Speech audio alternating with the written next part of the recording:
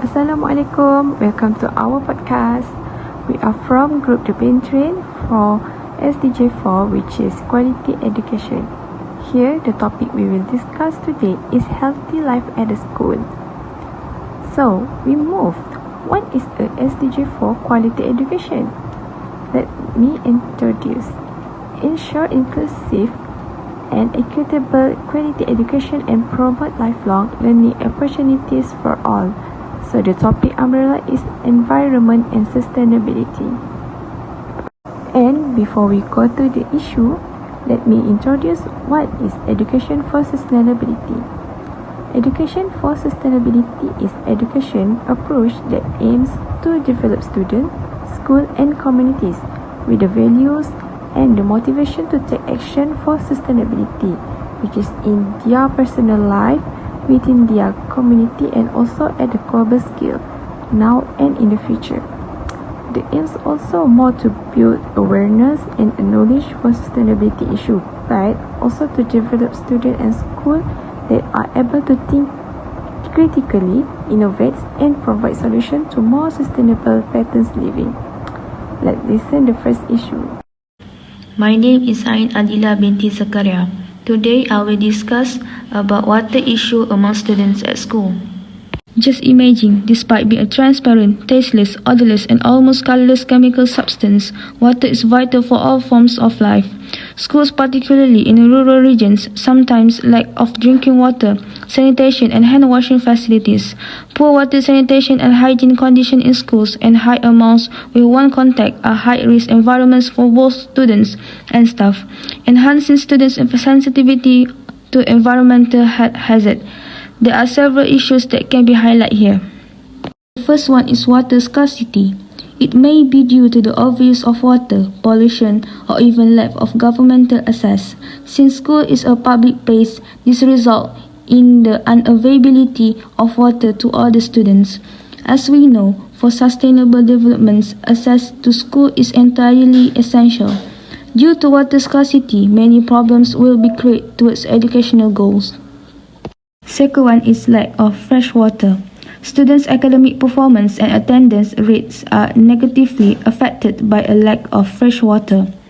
Even the best students can endure stomachache and diarrhea due to sickness and hunger. Next one is harmful pollutant. In carelessness, if the drinking water container is exposed, the dust or other harmful materials may settle in the drinking water, which may give students health problems. In conclusion, to maintain the level of microbiological and chemical pollution of drinking water in schools under control, schools should implement a regular treatment procedure and monitoring system. Hi, I'm Intan. So, the second issue is natural ventilation in the classroom space.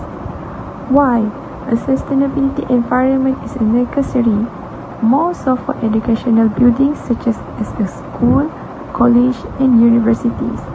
Besides that, the right comfort and efficiency level in education buildings may encourage user productivity and focus during the teaching and learning process.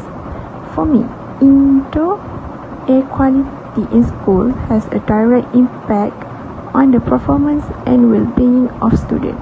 In 2020, the health emergency required the considerations of ventilation conditions in indoor spaces, especially for educational buildings. For the impact from a good ventilation are influence students and improve student performance. Besides that, class must be designed accurately, more so in terms of facilities such as lighting and ventilation.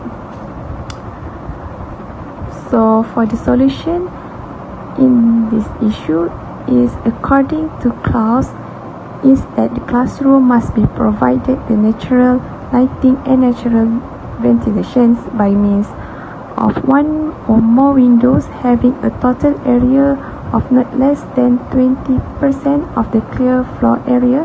Such rooms and shall have openings capable of allowing a free, uninterrupted passage of air not less than 10% of such floor area.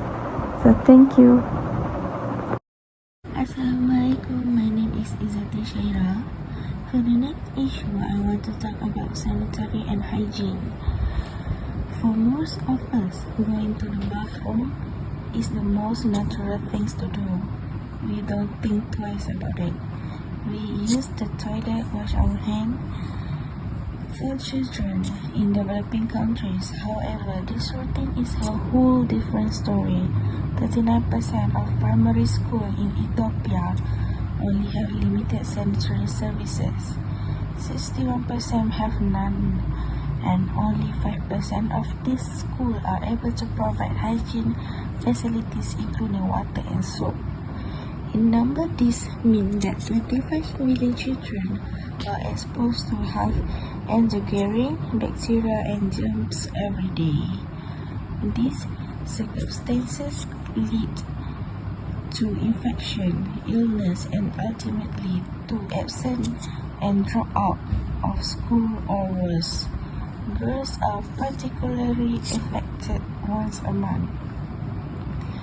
Building well-functioning sanitary facilities, install a sustainable waste management system, and providing hygiene education to teachers and students are one of our top priorities to keep everyone fit for school.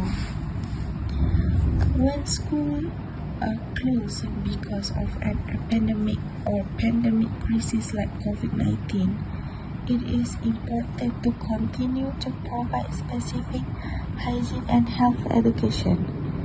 Students need to understand how to prevent or reduce the spread of the disease in their immediate environment, but they also need to learn about the mechanism of disease and epidemic more broadly. As adults, we all have diverse needs and different ways of coping with stressful situations. For children, it is the same. Some children will have dealt with restriction and school closure caused by the COVID-19 pandemic. For others, it is challenging to cope with all the change and uncertainty. Some children will return to school having experienced some level of stress, anxiety, isolation, and grief. Some may have experienced increased violence at home. Hi, my name is Izzati binti Yusof. Lastly, the issue that I got from the topic healthy life at school is about food. Why I choose food? Because there is evidence that students with improper nutrition struggle more with their well-being, especially in their academic performance. So back to the one of the goal of SDG 4 is to build and upgrade education facility for students and provide safe and effective learning environment for all. So the planning for this issue is to provide a school food program. Why school food program is because for me it has a direct impact on student long-term well-being, especially in learning and health. It also has an opportunity to be a huge positive impact on their food system. So with the school food program, firstly it can improve their learning, plus lots of studies have shown that better nutrition in school promotes higher focus and attention from the student. And secondly, it also can support their healthy eating habits. This is, you can say that students who have healthy eating habits can definitely be practice the habits throughout the life, and plus it can indirectly improve healthy eating habits for all.